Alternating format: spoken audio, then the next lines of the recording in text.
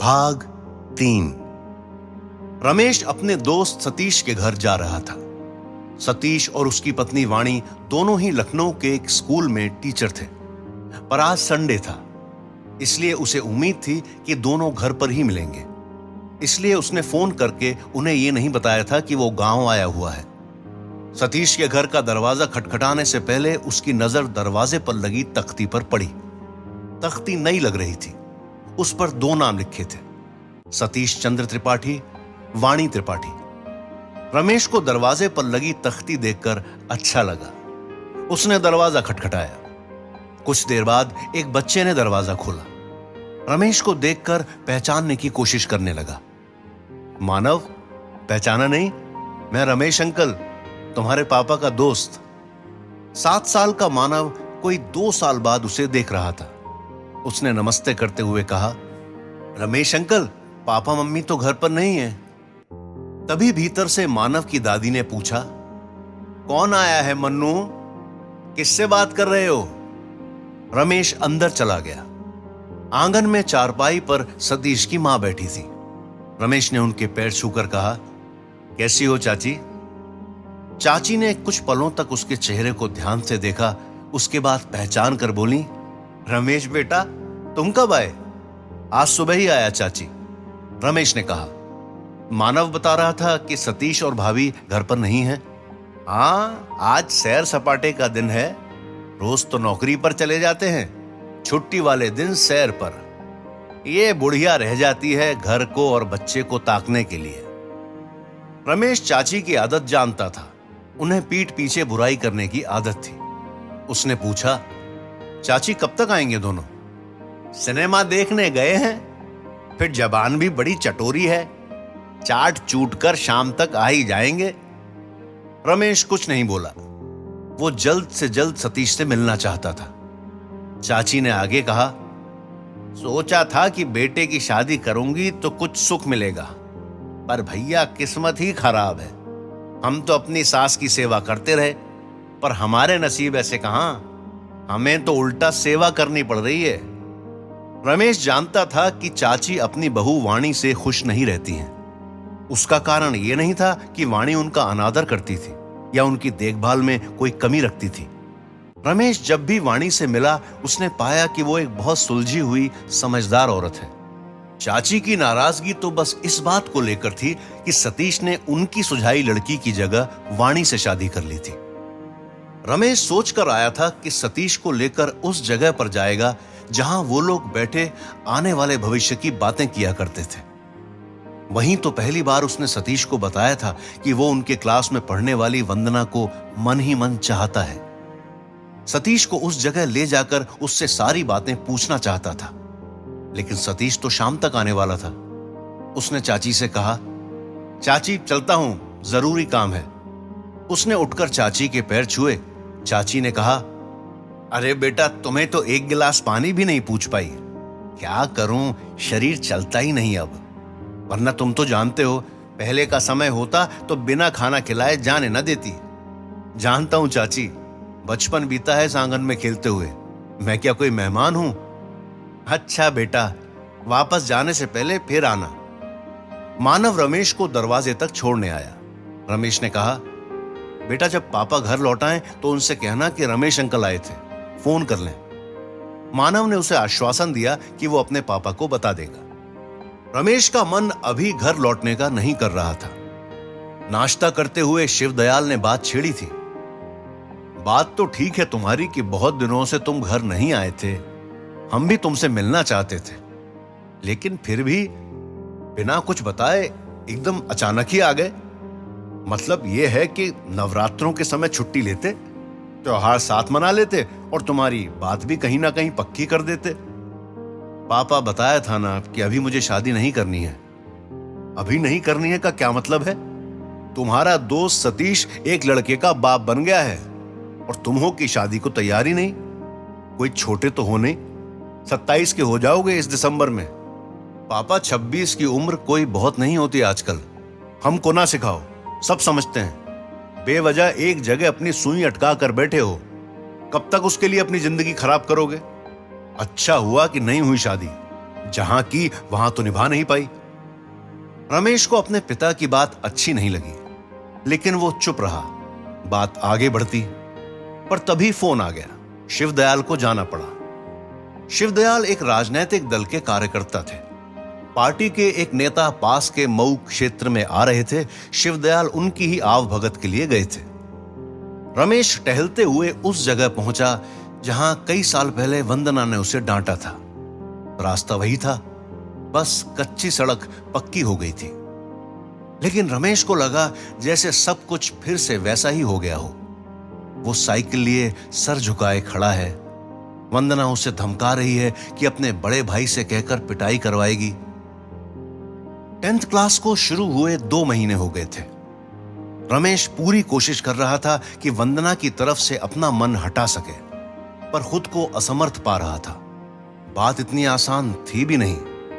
कोई दूर होता तो उसे भुला पाना आसान भी होता, पर वंदना तो रोज उसी क्लास में बैठती थी जहां वो बैठता था।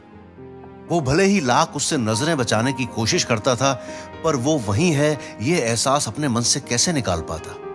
उसकी सारी कोशिश बेकार जा रही थी। वंदना से भागने की कोशिश उसे और ज्यादा उसकी तरफ ढकेलती थी। बड़ी मुश्किल में था रमेश। अपनी परेशानी किसे बताए? बस एक ही व्यक्ति था, उसका दोस्त सतीश। एक दिन उसने ही पूछ लिया कि आखिर बात क्या है, वो इतना परेशान क्यों रहता है। रमेश ने उसे सारी बात बताई। सुनकर वो भी सोच में पड़ गया। कुछ देर सोचने के बाद बोला, यार ये तो विकट समस्या है। वो तुम्हें चाहती नहीं है और तुम उसे भूल नहीं पा रहे हो, पर कुछ उपाय तो करना ही पड़ेगा। इस तरह कब तक चलेगा? सतीश ने उससे कहा कि वो उसकी समस्या का समाधान जरूर निकालेगा। एक मोटरसाइकिल रमेश के पास आकर रुकी। रमेश भाई कब आए? ये सड़क के किनारे खड़े क्या कर रहे हो? रमेश ने देखा मोटरसाइकिल पर जुनैद था। उसके अपने बाग थे। इसके अलावा वो दूसरों से भी आम खरीदकर देश के बड़े शहरों और विदेशों में सप्लाई करता था। जुनैद कैसे हो?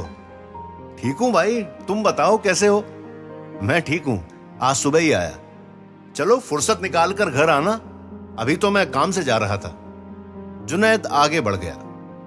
रमेश ने टाइम देखने के लिए मोबाइल निकाला तो घर से 2 मिस्ड कॉल्स थी। कल रात उसने अपना मोबाइल साइलेंट पर कर दिया था। उसे ध्यान ही नहीं रहा। अपने ख्यालों में खोए हुए उसे कुछ समझ भी नहीं आया। रमेश ने कॉल किया तो रजनी ने कहा कि अम्मा घर बुला रही हैं। प्रभा देवी चिंतित सी रमेश के सामने बैठी थी। वो समझ नहीं पा रही थी कि अपने बेटे को कैसे समझाएं। वो बोली, अब हम क्या समझाएं तुमको? पढ़े लिखे होकर नादानों जैसी बातें कर रहे हो तुम। हमें बताओ कहां ढूंढने जाओगे उसे? फिर तुम क्यों ढूंढोगे उसे? उसका पति है, घर वाले हैं, ढूंढना है तो वो ढूंढे। तुम्हारा क्या रिश्ता है उसके साथ? अम्मा तुम तो जानती हो। उसकी बात बीच में ही काटकर प्रभा देवी बोली, हाँ हम जानते हैं कि तुम उससे प्यार करते थे। करते थे नहीं अम्मा, करते हैं। प्रभा देवी कुछ क्षणों तक रमेश के चेहरे को देखती रही, फिर कुछ गुस्से में बोली, पर उसे तो तुमसे कोई प्यार व्यार नहीं था। तुम्हारे संग शादी से मना करके ही उससे शादी की थी। अब उसके पास से भी ना जाने कहां चली गई। वो भागी नहीं है अम्मा, जरूर किसी मुसीबत में है। जो भी हो, उसकी चिंता करने वाले हैं, वो सोचें। प्रभा देवी अपने बेटे के दर्द को समझती थी, पर वो नहीं चाहती थी कि अपने पागलपन में वो इधर उधर भटके।